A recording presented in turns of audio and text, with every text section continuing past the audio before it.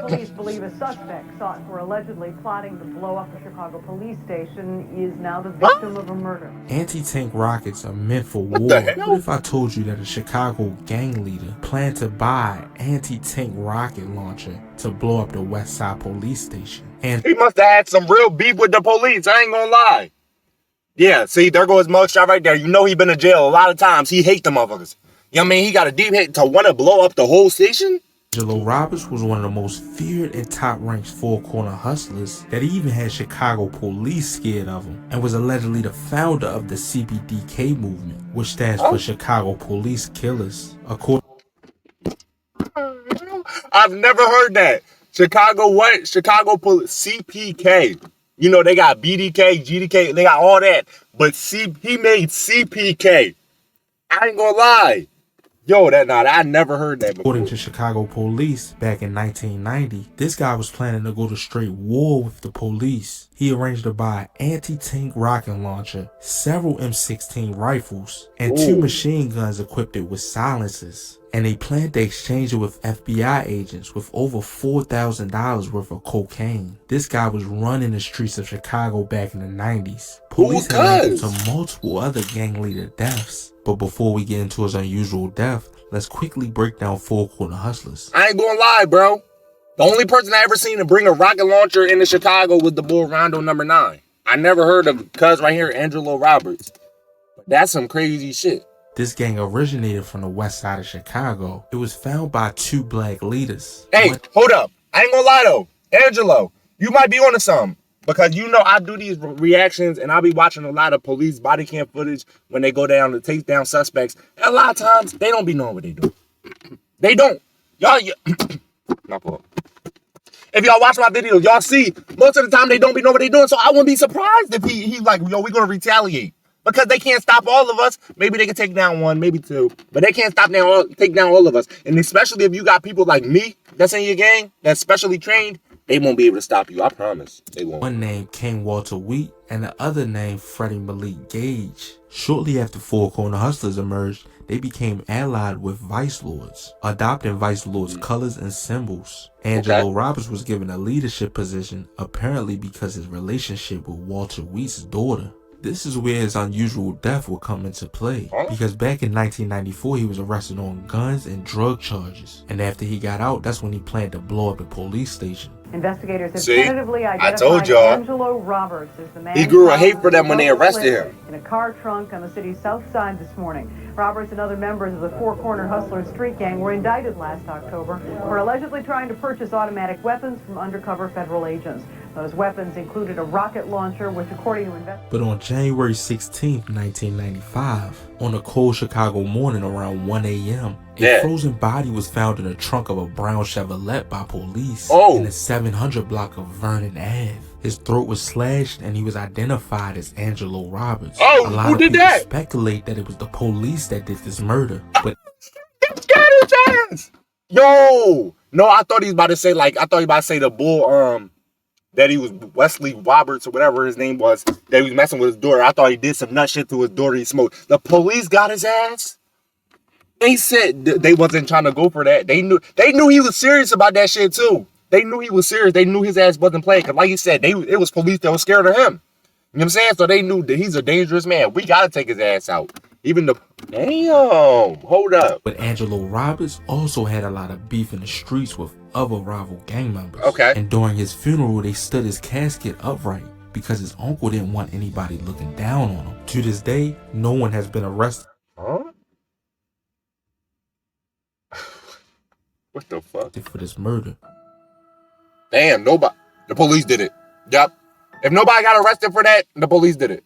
The police did it. This next murder. But they knew they could cover it up. They knew they could say, okay, you mean they all agreed with that shit. Let's be honest, bro. It wasn't just 2 cops that just did it. No, the whole police department set up a whole secret investigation. Like, we finna take cuz out. Yeah, you going here, you mean, slash his throat, put his, you know, they set that whole thing up and they knew they was gonna get away with it because they're the police. They're the ones that go catch suspects. So if they do something, they know they not gonna, would be tragic because a 9-year-old boy would be killed after gang members thought he was warning their rivals that they were coming to kill them. It was August 20th, 2014, when 4 GDs were riding in 2 separate cars that afternoon looking to shoot members from Pockettown. It all went down in the 1200 block of East 71st Street. They suddenly spotted 2 men they believed to be rivals. Derek Allman, 19 years of age, got out of one of the cars, then walked over to the other car talking to Jabari Williams, 22 years of age. Then Jabari handed Allman a handgun and told him to go shoot the 2. As Allman approached his intended target on foot, he came across Antonio Smith, 9 years of age, in the back of the yard of the residence. He a little boy, cuz. He a little boy. Believing that Antonio Smith was yelling a warning to the intended victims, Allman shot the 9-year-old multiple times, leaving him dead. His body was found on a slab of a pavement a few feet away from the railroad tracks. Y'all niggas doing some weird shit. See, it's one thing to smoke your ops. That's dumb as shit regardless. But the smoke a little innocent kid, bro, come on. Now you taking the weird shit to a whole nother extra level. You know what I'm saying? What's up with you, bro? And if he was going to warn your ops, then so be it. You really a savage like you say you is, then it won't matter if your ops know you coming. Because if they blick back at you and you blick at them, you know you're going to get them first. See, you must not really be trained like that. You must not got that much skills. You know what I mean? Your overall not up there to the point where you could go handle fire coming back at you. You can only do it when you catch them lacking and they don't see you and you sneak up on them.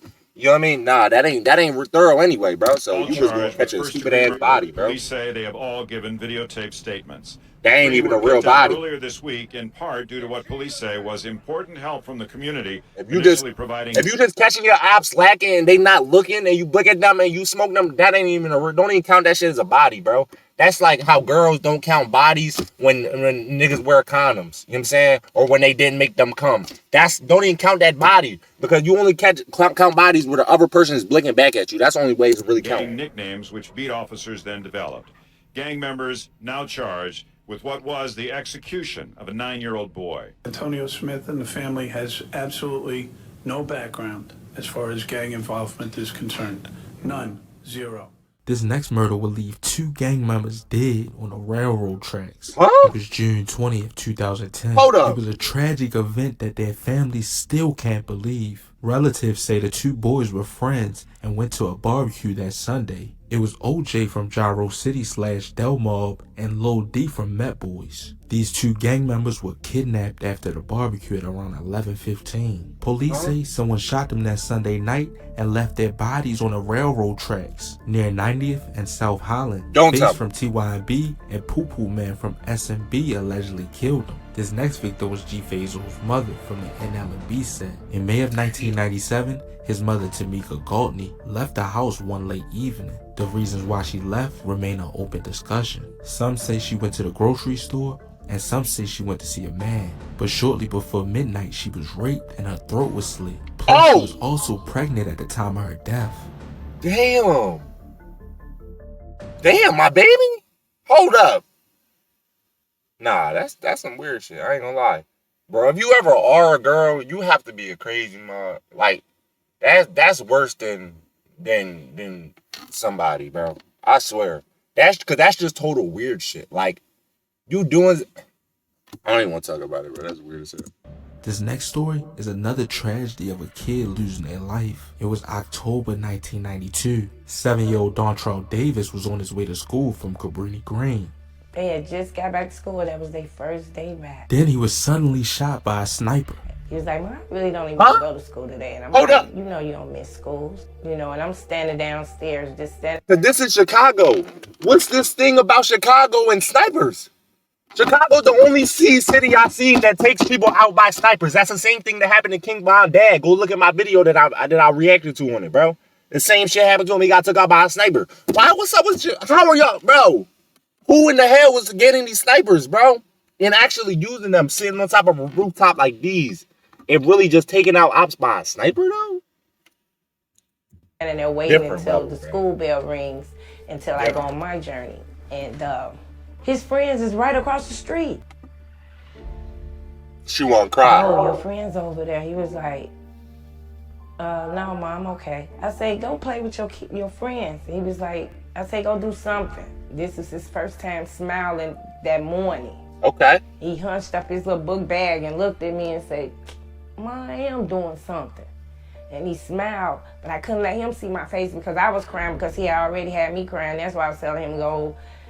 So I turned my face. I was like, okay, whatever. Within seconds after that, you know, I come from where I do recognize the sounds of shots. So I heard it, and all I could do was turn. That's the worst. I say, "Doug, Danny," but at that moment, he was already down. I said, "Okay, stay down, Danny." All the time. Yeah, he was gone. The first bullet is what hit Danny. Yeah, that's the worst. That gotta be the worst feeling for a parent. You send your kids out to go do something. Like maybe you send them to the store. Maybe you tell them go play with their friends. Maybe you tell them go check the mail. You know what I'm saying? And as soon as that's the same thing that Jaythou was talking about when it happened to Q50 with Lil 50. He go outside and then you just hear boom. You mean gunshot right after he left. So that you know that shit just hit. It's not like he was in the crib or he been out for hours and you hear him. No, he just left. You know what I'm saying? And you hear, you know what's going on, and you know, you already know what happened before you seen it. Danny, that first was Danny getting hit Oh shit! in his cheek. Damn. As quick as it started is as quick as it ended. Dontrell Davis died instantly. The murder of him sparked an outrage citywide. Then it was nationwide. This next death was a truly unusual death. It was around July 11th, 2011. 24-year-old John Wren Avery was seen by police shooting a gun at 8:25 p.m. And when they seen him, a foot chase began. When he got to the 6200 block of South Vernon Avenue, he ran to his house and ran straight through the glass door. Unfortunately, the event of him running through the glass door from the police would kill him. And he's my nigga.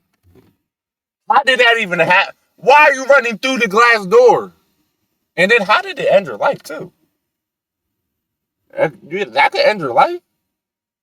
I don't even get that. Like me, I think if I run through a glass door, ain't no way that's ending my life, man.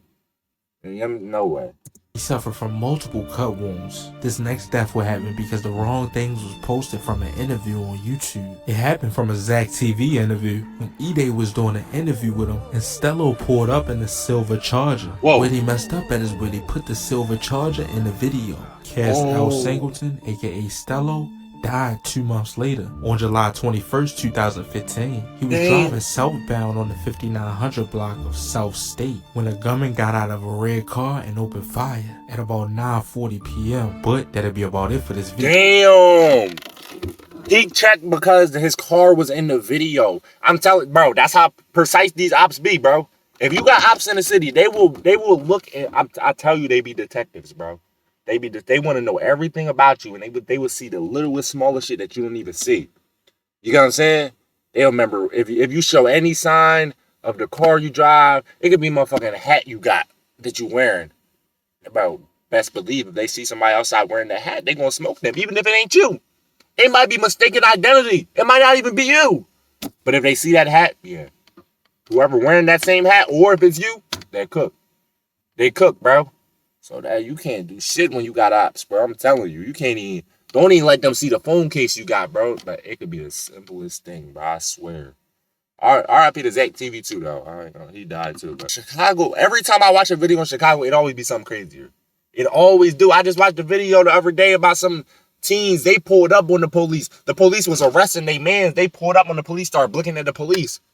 That's what they do. That's what they do in Chicago, bro. Like them niggas, they don't have a brain. They don't have a brain, dude. Some walking around brainless, bro. I ain't gonna cap.